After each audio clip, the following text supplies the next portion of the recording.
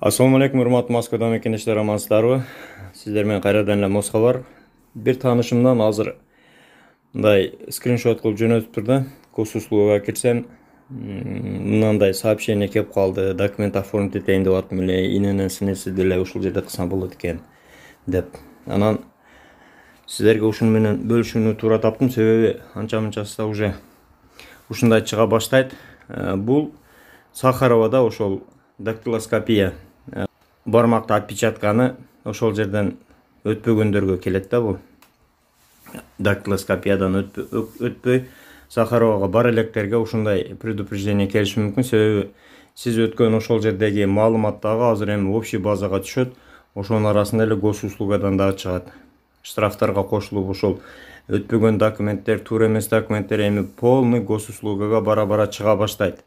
Себеби 2024 жылга эми аракет кылышып атат, толугу менен регистрацияны деле, башканы деле без посредник ушул госуслуга аркылуу бүтүрсө болот.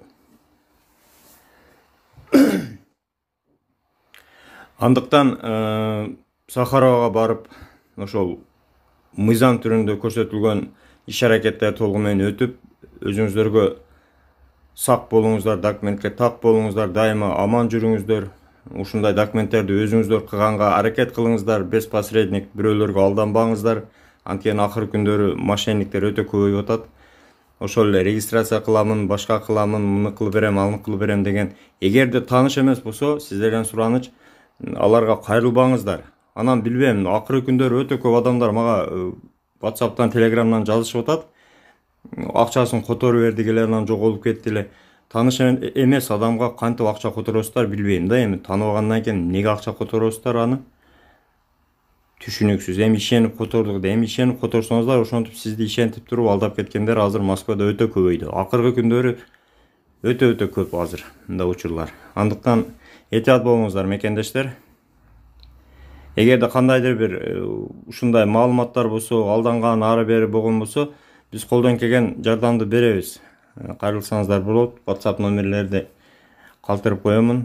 Бизден Telegram группа бар, ошол жерде дагы бири-бирибизге жардам беребиз. Москва бар деген Telegram группада.